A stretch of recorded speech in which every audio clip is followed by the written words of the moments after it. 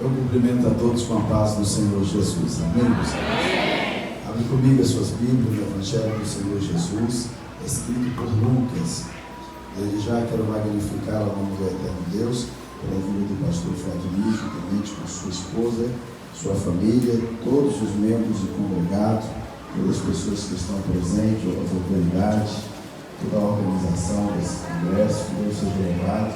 Parabenizar esses 10 anos de aniversário da igreja. Não é fácil chegar a 10 anos, mas é uma oportunidade muito privilegiada para quem chega. Lucas capítulo de número 13, versículo de número 29, diz assim: e virão do Oriente e do Ocidente, e do Norte e do Sul, e assentar-se-ão à mesa do reino de Deus. E assentar-se-ão à mesa do reino de Deus. Ainda de pé, querido Deus, Pai, eu me coloco de joelho mais uma vez para transmitir a tua palavra. Tu sabes que eu não passo de um cisco jogado no meio do oceano. Sou menor do que a metade de uma pulga no meio a um deserto. Mas tem misericórdia da minha alma. Anula todo o meu eu, toda a minha vontade própria. Fala comigo para que eu fale com a tua igreja. Não aquilo que eu quero, mas aquilo que necessita e precisa. Guarde a minha esposa, meus 2 filhos ali em Goiânia.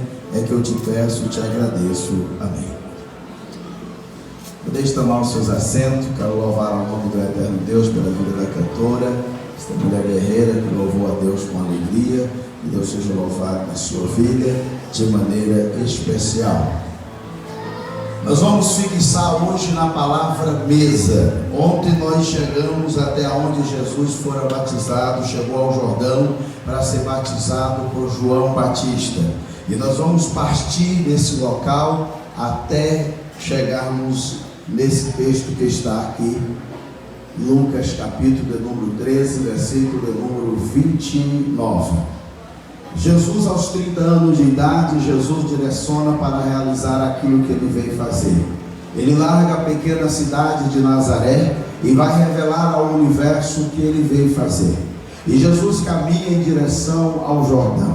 E quando Jesus chega ao Jordão, uma grande multidão está lá. Só que essa multidão não estava lá para aplaudir Jesus ou para abraçar Jesus. Na verdade, a multidão nem conhecia Jesus ainda. Só que João Batista já tinha falado acerca de Jesus. Só que Jesus não tinha sido apresentado ainda publicamente para milhares e milhares de pessoas. E agora Jesus vai pedindo licença a um, pedindo licença a outro, e Jesus vai se aproximando ao Jordão. Quando Jesus coloca os seus 2 pés sobre o Jordão, João Batista, que está batizando, ele sente imediatamente que aquele que se aproximava não era um pecador. Porque todas as pessoas que aproximavam do Jordão, quando colocavam os pés nas águas, João Batista já sentiu o clima do peso do pecado. Mas quando Jesus coloca os seus 2 pés sobre as águas, João Batista sente uma paz inexplicável. Jesus e João Batista só encontraram 2 vezes pela Bíblia. E todas as 2 vezes que eles encontraram, aconteceram quase as mesmas coisas. A primeira vez que os 2 se encontraram, Jesus estava dentro do ventre de Maria. João estava dentro do ventre de Isabel. Jesus estava dentro de uma bolsa d'água. João também a mesma coisa. Mas a Bíblia diz que o João Batista, como Maria saudou Isabel, ele foi cheio da presença do Espírito Santo ainda dentro do ventre. E o interessante é que 30 anos depois os 2 se reencontram. Agora já era homem, não era mais um bebê dentro de um ventre. E eles estão novamente dentro da água de novo. Só que dessa vez não é dentro de uma bolsa, não é dentro de um ventre, é dentro das águas do Jordão. E a Bíblia diz que logo quando Jesus foi batizado, veio o Espírito Santo, desceu com forma de uma pomba sobre Jesus, e uma voz bradou: este é o meu filho amado, a quem eu me comprazo. É interessante essas duas passagens relacionadas a esses dois personagens, aonde nos narra a história emocionante. Logo quando João Batista batiza Jesus, Jesus vai saindo das águas. Quando Jesus sai das águas, todos estão olhando. João Batista olha e fala para eles: esse aí é o Cordeiro de Deus que tira o pecado do mundo. João, ele expressa com todo detalhe: esse aí é o qual que eu falei que não sou digno nem de abaixar e desatar a sandália dos seus pés. Eu até aqui batizei com água, mas ele batizará com fogo e com o Espírito Santo. E logo quando Jesus saiu dali, João Batista disse ao discípulo: agora vocês seguirão a ele, pois é necessário que ele cresça e que eu diminua. Só que Jesus saindo dali, ele não foi escolher os seus discípulos, ele foi para uma separação. E nessa separação ele ficou 40 dias e 40 noites em cima de um monte orando. Orando para quê, pastor? Para escolher os seus 12 discípulos. Alguém me fez uma pergunta em tom de brincadeira: se Jesus ficou 40 dias e 40 noites jejuando para escolher 12 homens para andar com ele, ainda veio Judas junto? E eu disse: imagina se ele não tivesse orado, não viria um, viria 12 Judas. Mas ele orou, só veio um. Não é porque você não ora que não vai ter problema. Não é porque você não vigia que não vai ter problema. Problema sempre estará com a gente, mas Deus nos dará sempre entendimento e sabedoria para resolver esses problemas. Às vezes você pode até ser chamado devido a uma palavra ou uma colocação que você coloca. Só que aquilo que você se colocou, e se você está na posição daquele que te chamou, você pode ter certeza que em qualquer tribunal, em qualquer lugar que você ir, Deus irá contigo para te dar vitória. Deus irá contigo para te dar vitória. Jesus escolhe seus 12 discípulos e começa a sua trajetória missionária. Jesus começa a realizar milagres. Jesus começa a fazer coisas maravilhosas. Mas só que aqueles homens, eles nunca ouviram o que Jesus falava. Uma determinada vez, Jesus, meio sonolento, estava dormindo dentro de um barco. Veio uma terrível tempestade, umas ondas pesadas. Jesus, sua cabeça sobre uma almofada, estava dormindo. Aqueles homens nunca ouviram alguém fazer aquilo. Jesus é despertado e ele levanta dizendo: aquieta-te, acalma-te, vento. Aqueles discípulos admirados disseram: que homem é este que até os ventos e o mar lhe obedece? Jesus tinha diálogo até mesmo com o vento, até mesmo com as águas. Uma determinada vez, um centurião, no capítulo de número 8, versículo 7, de Mateus, chegou até Jesus e disse: o meu criado está horrivelmente enfermo.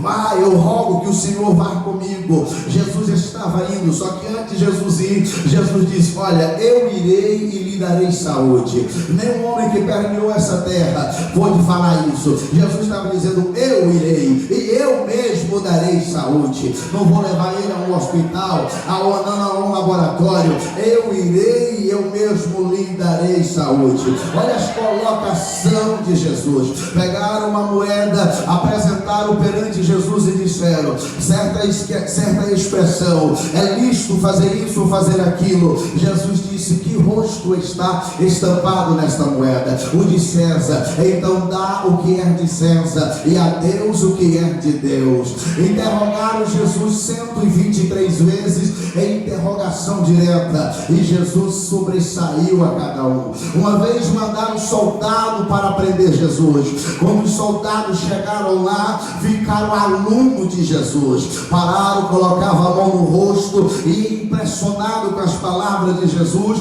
o tempo passaram e eles voltaram. Quando voltaram, disseram: cadê o Nazareno? E os soldados fardados disseram: nós nunca vimos alguém falar igual a ele. Ele não fala igual os escribas e o doutor da lei. Ele fala diferente. Quando ele falava, o nosso coração ardia. Jesus demonstra uma expressão de poder. O povo olha para Jesus e fala: olha, Senhor, Jesus, já é tarde, temos que despedir a multidão. Jesus está dizendo: quem anda comigo não vai despedido de barriga vazia. Sentai todos na relva. E Jesus pega 5 pães e 2 peixinhos e multiplica para mais de 5.000 pessoas comer. Quando eu falo mais de 5.000, porque tinha crianças e mulheres, e Jesus multiplica para mais de 5.000 pessoas comer. Jesus está dizendo: eu estou aqui nessa noite para fazer o que você não pode fazer. Jesus está realizando milagre. Passou o primeiro ano, o segundo ano, depois que ele foi batizado, a inveja multiplicou, a calúnia multiplicou. Passou o terceiro ano, Jesus realiza tantas obras que a opressão foi tão grande.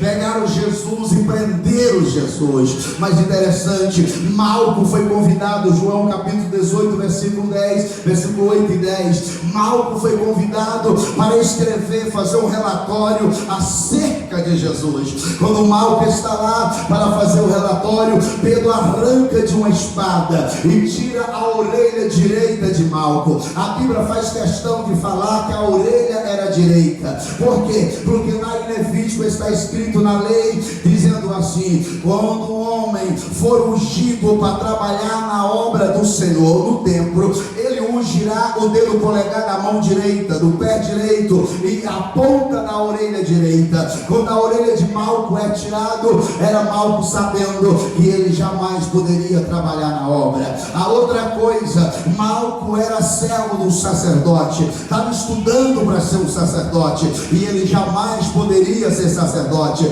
porque lá diz assim: para ser sacerdote precisava derramar o óleo na ponta da orelha direita, e Malco não tinha mais a orelha direita. Mas Jesus não deixa ninguém com seu sonho jogado no chão. As pessoas passavam para lá e para cá, pisava em cima da orelha de Malco empoeirada, cheia de terra. Mas Jesus, pelo contrário, Jesus chega, abaixa, pega a orelha de Malco como se fosse um troféu. Parece que eu vejo Jesus fazendo assim com a orelha de Malco, balançando, assoprando, tirando a poeira. Olha para a orelha, o lugar está sangrando. Jesus pega um pedaço da orelha, a orelha tirada, e coloca. Era Jesus dizendo para Malco, era Jesus dizendo para Malco: no meu caminho eu não deixo ninguém sem realizar os seus sonhos. Era Jesus dizendo para Malco: no meu caminho eu não deixo ninguém deficiente. No meu caminho eu não deixo ninguém com seus sonhos jogados no lixo. Quem está comigo, eu levanto os seus sonhos como troféu, para saber que eu sou o Senhor. Jesus continua realizando as suas obras. Pegaram e deram voz de prisão para Jesus. Quando hoje, nos dias atuais, quando dá voz de prisão para um bandido, ele já sai gritando ou correndo, tentando fugir, ou pedindo pelo amor de Deus: não me mate, não me mate. Jesus foi pelo contrário. Quando disseram assim: quem é Jesus? Jesus, cheio do poder ainda, passou a noite orando. Jesus abre a boca e fala: sou eu. Quando Jesus fala: sou eu, a Bíblia diz que os soldados caíram como mortos, desmaiados. Jesus não recuou, Jesus não fugiu, Jesus foi para frente e disse: sou eu. Quando ele disse isso, os soldados caíram como mortos. Jesus percebeu que ele tinha usado a autoridade demais. Aí ele diminui, tira, esvazia.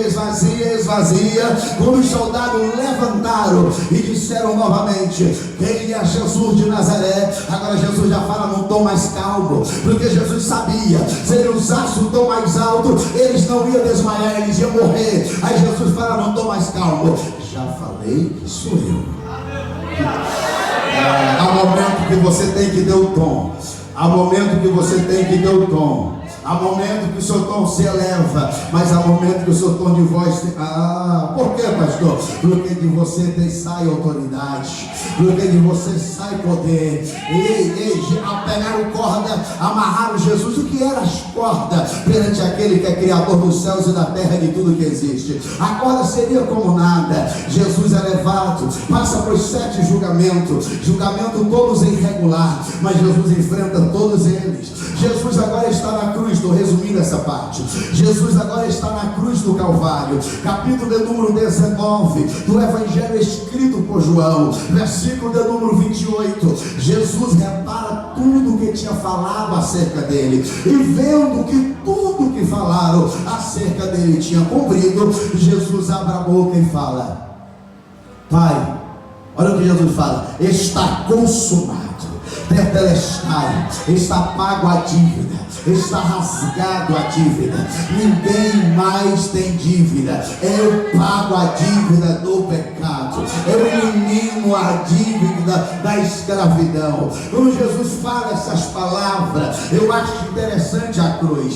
Por que eu acho interessante a cruz? Eu acho interessante a cruz porque na cruz existem coisas que nenhum homem pode fazer, e Jesus faz. Quando Jesus está na cruz, acontece duas coisas super interessantes. A primeira que acontece é que alguém do lado direito de Jesus abre a boca, o do lado esquerdo abre primeiro. Se tu é mesmo filho de Deus, desce tu da cruz e salva tu e nós também. Jesus está calado, o homem está blasfemando, Jesus está calado. Mas aqui do lado direito, segura que eu vou falar agora, tem outro homem, e aquele homem também está ali condenado, e aquele homem agora mexe com a memória de Jesus, pois aquele homem abre a boca e fala: Senhor, lembra tu de mim quando entrares no teu reino, quando entrares no paraíso. Quando aquele ladrão fala essas palavras, a memória de Jesus retrocede, a memória de Jesus volta atrás. Preste atenção no que eu vou falar agora. Por que, pastor, que a memória de Jesus volta atrás? Porque Jesus, quando tinha cerca de 2 anos e alguns dias, alguns meses, Maria e José foi avisado pelo anjo, e foi avisado que tinha que sair de Belém, e eles fugiram para o Egito. E no meio da caminhada, segura o que eu vou falar, no meio da caminhada no deserto, Jesus, Maria e José, carregando Jesus bebê, se depararam com um bando de bandido. E aquele bando de bandido, o chefe deles era Dimas. Dimas olhou para Maria e José, queria já assaltar. Maria e José conta a história: estamos levando um menino, é o salvador da humanidade, esse menino é um milagre, ele não é um menino qualquer, ele é um menino que veio ao mundo para libertar o seu povo.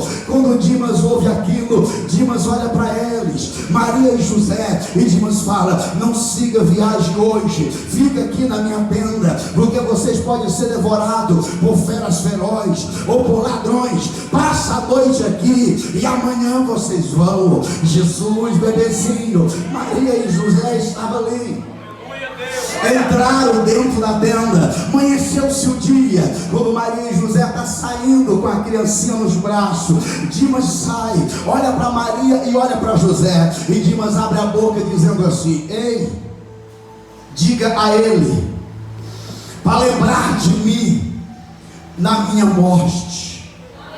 Ou seja, estava dizendo: diga a ele para interceder por mim, para que eu não morra e vou para o inferno. Diga a ele para lembrar de mim na minha morte. Agora, 30 anos depois, segura o que eu vou falar, Jesus cresceu ouvindo Maria e José dizer desse episódio, desse acontecimento. Agora, 30 anos depois, Jesus está na cruz, e Jesus ouve aquele homem dizer: lembra tu de mim quando entrares no teu reino. Parece que aparece a imagem de Maria e a imagem de José na frente de Jesus agora, e Jesus lembra: é este o homem. Aí Jesus se esforça e diz: hoje mesmo tu estarás comigo. Eu sinto a presença de Deus nesse lugar. Hoje mesmo tu estarás comigo. Qual é a segunda coisa, pastor, que aconteceu? Jesus está todo ensanguentado, todo ferido. A cultura judaica tinha um costume: todas as vezes que a criança ia dormir, olhava para o pai e dizia: pai, eu vou dormir, e enquanto eu estiver dormindo, cuida do meu corpo, cuida da minha alma, a minha vida está nas tuas mãos. Quando Jesus está na cruz, Jesus abre a boca e fala: pai, nas tuas mãos, Jesus, eu entrego o meu espírito. Era Jesus dizendo: pai, eu vou vou ficar 3 dias e 3 noites no pó da terra, mas nas tuas mãos eu entrego o meu espírito. Ei, Pai, eu vou dormir, mas ao terceiro dia me levanta, me ressuscita, me coloca de pé de novo. Eu estou sentindo a presença dele neste lugar. Eu estou sentindo a glória dele neste lugar. Pai, me coloca de pé de novo. Me acusaram, me criticaram, me prenderam, estão me matando. Eu vou, Pai, mas eu entrego nas tuas mãos. Jesus é o único homem que morreu e a morte não o matou, porque para matar Jesus tinha que ter pecado, pois o salário do pecado é a morte. Jesus não tinha pecado, Jesus por si próprio se entregou. A morte morreu na morte de Jesus, porque ela estava ao pé da cruz. Morra miserável, morra. Mas Jesus não morria. Jesus entrega, Pai, eu vou para o reino dos mortos, mas não é ela que vai me levar. Eu entrego nas tuas mãos. O meu espírito. Eu estou sentindo a presença dele neste lugar. Eu estou sentindo a glória dele neste lugar. Eu não sei o que você está sentindo agora. Eu estou sentindo o toque da presença dele neste lugar. Eu estou sentindo a glória da presença dele neste lugar. Eu estou sentindo a manifestação da presença dele neste lugar. Aconteceu algumas coisas ali na cruz que eu muito admiro. Qual, pastor? A primeira dela que aconteceu, além disso que eu falei, foi o véu do templo. Mas eu queria perguntar àquela Cristina, eu queria perguntar àquele véu, por que você rasgou de cima a baixo na morte de Jesus? Sendo que você é testado para ser colocado aí no templo, você é colocado no lombo de 4 bois, 2 à esquerda, 2 à direita, e você não pode rasgar. Se rasgar, você não está preparado para ficar aqui. E por que na morte dele você rasgou? Se aquela Cristina, se aquele pano falasse, se aquele véu falasse, ele ia abrir a boca e dizer para mim: eu já contemplei muitas pessoas morrer, mas a morte deste homem eu não aguentei, eu não suportei, eu não aguentei, eu rasguei de cima para baixo, eu me retalhei, eu não aguentei. Jesus, olha, vacei, condenar. Eu sinto a presença de Deus nesse lugar. Deus está dizendo: a presença dele está aqui, a glória dele está aqui, a glória dele se manifesta aqui. Eu sinto a presença dele. É como se Deus estivesse dizendo: eu estou rasgando algo para ti, a passagem está livre, a passagem, Jesus.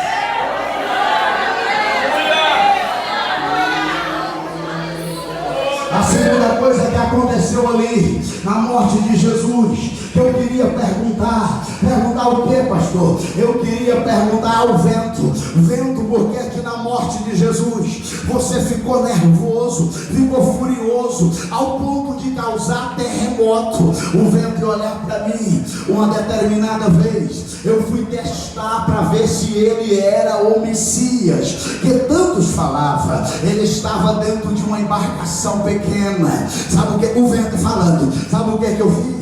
Eu entrei dentro da água, mergulhei, levantei ondas altas de 4, 8, 9 metros de altura, e eu peguei e vim soprando essas ondas em direção do pequeno barquinho que ele estava. Sabe o que aconteceu? Todos os discípulos estavam juntos, desesperados, gritavam, clamavam, mas sequer as ondas nem se moviam, e nem tampouco eu. Sim, e ele estava fazendo o que? Ele estava dormindo, mas alguém despertou ele. Olha para mim agora, igreja, o vento falando comigo, mas alguém despertou ele. E eu ia perguntar ao vento: despertou? E para que despertaram ele? E o que ele falou depois que foi despertado? Olha para mim, o vento ia dizer assim para mim. Sabe o que ele falou? Ele estava meio sonolento. Sabe, é ruim quando alguém acorda. Eu detesto quando alguém me acorda gritando. Eu estou dormindo, deixa eu dormir. Se eu estiver acordado, não me deixe dormir. Mas se eu estiver dormindo, não me acorde. É sério, pastor, sério.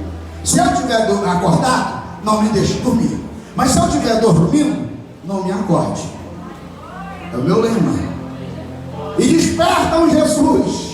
E Jesus levanta sonolento, espreguiçando, pois estava com muito sono. Aí Jesus fala assim, olha o que Jesus faz, olha Jesus, imagina, dentro do barco, as ondas fortes, Jesus levanta desse jeito. Canta-te, vento. Calma-te, mar. Isso porque não estava acordado direito, né, gente? Sabe aquela espreguiçada que a gente dá assim para os pinhaços ficar ok? Ó Jesus. Calma-te, vento. Canta-te, mar. Era Jesus dizendo assim, deixa eu em paz. Aleluia. E o vento ia dizer para mim, eu sei que Ele é. Eu ia perguntar ao sol, por que tu escureceu na morte de Jesus? O sol ia dizer assim para mim, eu já contemplei muitas pessoas morrerem, eu continuei do mesmo jeito, quente e claro, mas na morte dele eu não aguentei, eu fiquei negro, eu escureci, pois eu sou o sol, mas ele é o sol de tudo, é o sol da justiça, ele é meu Criador, eu não aguentei. Eu estou sentindo a presença dele. Eu ia perguntar à terra, você tudo recebe, mas por que aqui na morte dele, você tremeu as estruturas, tremeu a base? A morte abriu a boca e dizer para mim, eu já vi muitas pessoas morrer, muitos sangues se derramaram sobre mim, mas quando o sangue dele pingou sobre mim, quando a gotinha dele desceu da cabeça na coroa de espinho, mergulhou ao pescoço, desceu pelo peito, desceu pelas pernas e pingou em mim, eu não aguentei, pois o sangue dele não é o sangue de pecador, o sangue dele é justo, é santo. Eu não aguentei, eu tremi, mas eu ia perguntar para ela, ela que é a perigosa, eu ia perguntar para ela é quem, pastor, para a morte? Se eu tivesse a oportunidade de ficar frente a frente com ela, lógico, para ela não me matar, né? E eu conversar com ela, ter um diálogo, sem ela me matar, eu ia ter um diálogo com a morte, e no meu diálogo eu ia perguntar à morte, pode falar? Você é o anjo da morte, sou. Você mata mesmo? Mato criança, jovem, adolescente, deixo família chorando, ano que eu passo é um regaço. É muito famosa, conhecida, porém não é uma boa fama. Ninguém quer entrar na tua fila. Ninguém quer. Eu mesmo não quero. Mas me diga uma coisa, morte. Você mata mesmo, né? Mato. Tem alguma pessoa aí famosa? Tem. Michael Jackson está aqui. Allan Kardec aqui. Margaret Catfox aqui também. Napoleão Bonaparte aqui. Sócrates aqui. Delcy Gonçalves tá aqui também. Hebe Camargo aqui também. Mané Garrincha aqui também. Getúlio Vargas aqui também. É terrível, hein, moço? Tem algum advogado? Um monte. Governadores? Um monte. Presidente? Morte, me diga uma coisa, tem algum papa aqui? A morte olhar para mim e dizer assim, tem. Desde o século I até o século XXI, foram 266 papas catalogados, registrados. Dos 266, só 2 não estão aqui. Papa Bento e Papa Francisco. Mas eu já estou de boquinha aberta esperando eles. É parar de conversar contigo, é terrível. Daqui a pouco eu quero me levar também. Mas vamos, eu quero perguntar uma coisa aqui para a senhora.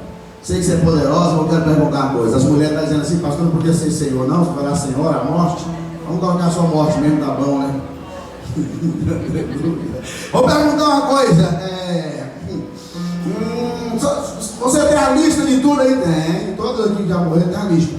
Pô, que legal. Tem aí um homem chamado Jesus.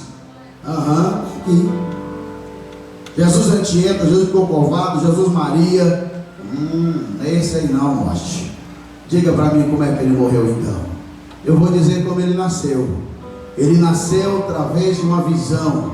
E o Senhor enviou anjo falando que ele ia nascer de uma mulher virgem. Mas já que você está perguntando como ele morreu nas províncias de Jerusalém, arrastando uma cruz. Aleluia.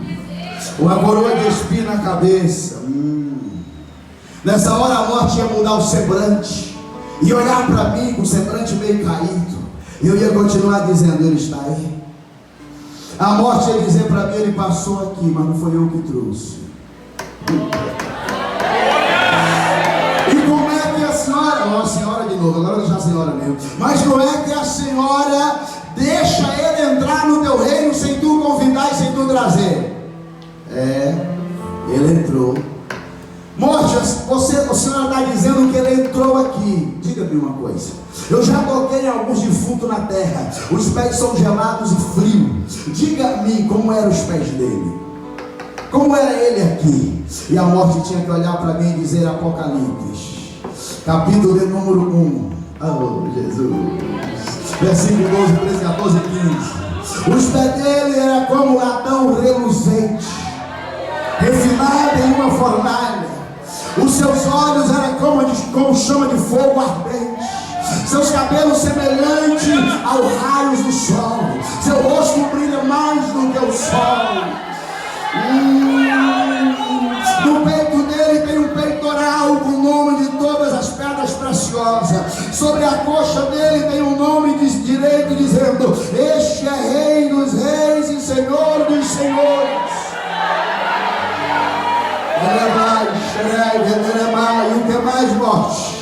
Quando ele anda, a sua pisada é como um trovão. Quando ele abre a boca, sai uma espada de dois gumes. Espada de dois gumes, gente, é aquelas espadas que são mesmo os chineses, ou alguém que, segura o que eu vou falar agora, que pega um papel, uma folha de papel, pastor. Olha o que é uma espada de dois gumes. Pega uma folha de papel, joga para cima e consegue com a espada pinicar a folha de papel todinha em pedaços.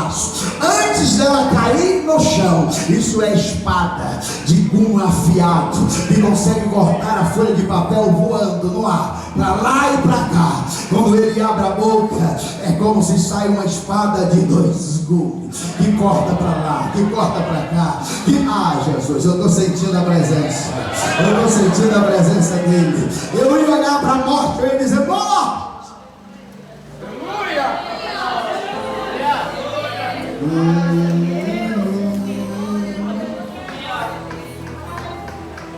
Eu sinto a glória dele.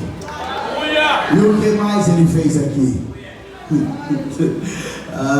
Jesus. A morte carregada de vergonha ia dizer para mim: além dele não ficar aqui. Só uma pausa, agora eu continuo para falar o que ele foi fazer. Fique de pé o senhor. Caminho 3 passos.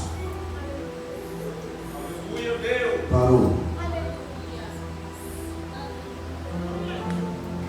Quem direciona o homem é Deus. Quem guia o homem é Deus. Quem controla o homem é Deus.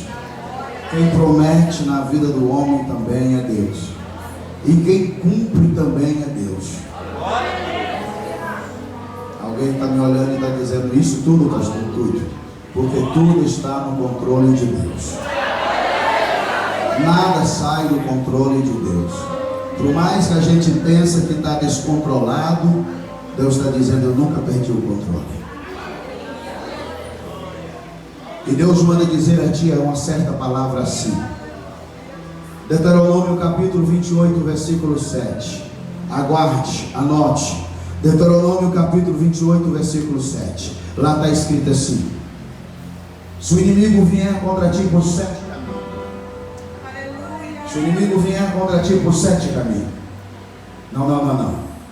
O versículo está escrito assim: se o inimigo vier contra ti por um caminho, por 7 caminhos fugirá diante de ti. Se o inimigo vier contra ti por um caminho, por 7 caminhos fugirá diante de ti. O versículo 8 está dizendo assim, olha o que o versículo 8 diz. O versículo 7 diz: o inimigo venha contra ti por um caminho, por 7 caminhos fugirá diante de ti, porque Deus ordenou que a bênção esteja contigo. Deus ordenou que a bênção esteja contigo. O Senhor Deus está dizendo: a vida é feita de degrau, e tem mais um degrau para tu galgar, para tu alcançar. E esse degrau está perto a chegar nas tuas mãos. Mas o Senhor está dizendo, aqui este púlpito, se aqui é o primeiro degrau, se tu está forte no primeiro degrau, o Senhor está dizendo: tem esse outro degrau, e o que tu fez no primeiro degrau, continua fazendo melhor no segundo degrau, porque o Senhor Deus está dizendo: tu não és covarde, e tu encara de frente. Como tu não és covarde, o Senhor Deus te honrará, não só no Amazonas, mas em todo o território brasileiro, e também lá fora deste país. Diz o Senhor dos exércitos: o Senhor Deus te honrará, porque Ele conhece as tuas origens, conhece as tuas raízes, e sabe o que está implantado no teu coração. E o Senhor Deus está dizendo, Deus uma determinada vez disse ao profeta Jeremias, quando foi chamar ele para uma grande obra, estou falando do profeta, é diferente do Senhor. O Senhor não está na posição de profeta, mas está na posição de um trabalho. E o Senhor Deus disse ao profeta: eu te levantei para desmascarar a corrupção, eu te levantei para enfrentar de frente. E o Senhor dizia ao profeta: não temas. Não teme. O profeta disse: Senhor, eu não passo de uma criança. Mas o Senhor disse: as palavras sou eu sou o Senhor que te guardarei e te cobrirei. Jeremias, ele chorava, mas ele dizia a verdade. Ele chorava, mas de novo ele estava lá. Ele chorava, mas de novo ele estava lá. Ele passava por muitas acusações, mas no outro dia ele estava lá. E o Senhor te diz hoje, Fausto Júnior, que Ele te honrará de uma maneira especial. Eu quero que o pai e a mãe dê um abraço nele. Abraça ele, abraça o pai e a mãe. Mas não abraça ele imaginando ele adulto. Abraça ele como se fosse aquela criança, bebê ainda. Abraça. Por quê, pastor? Porque Deus está dizendo que fará na vida dele. Serás guiado como uma criança que é guiado no controle de Deus.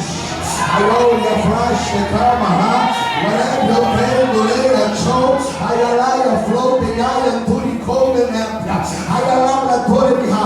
Pai e mãe, esse filho de vocês abraça. Prepare, pois o inimigo levantou, mas o Senhor está dizendo: por 7 caminhos fugirá, porque Deus ordenou que a bênção esteja contigo, diz o Senhor dos exércitos.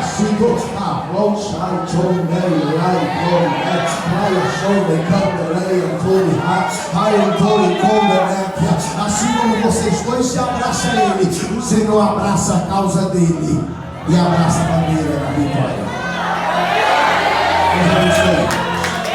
Eu quero chamar aquele irmão Francisco da Chaga. Vem aqui, por favor. Eu sinto a presença de Deus. Vem aqui, por favor. É o Senhor. Vem aqui, que eu estou sentindo a presença de Deus. Eu estou sentindo a glória de Deus. Enquanto Francisco da gente, eu não vou deixar para amanhã a mensagem, eu não vou ficar aqui, eu vou ter que pregar essa mensagem. Tem que chegar na mesa.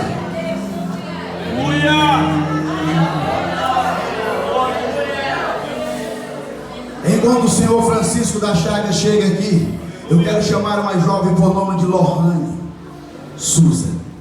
Vem aqui, por favor. Eu sinto a presença de Deus. Pode vir aqui em cima. Os dois. Eu sinto a presença de Deus. Sou Francisco.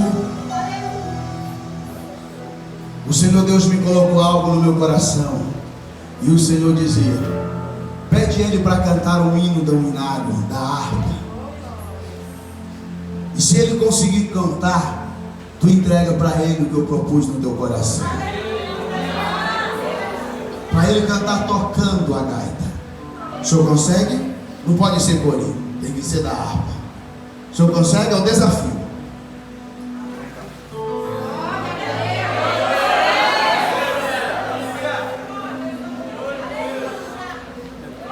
Amém, glória a Deus, vai dar certo.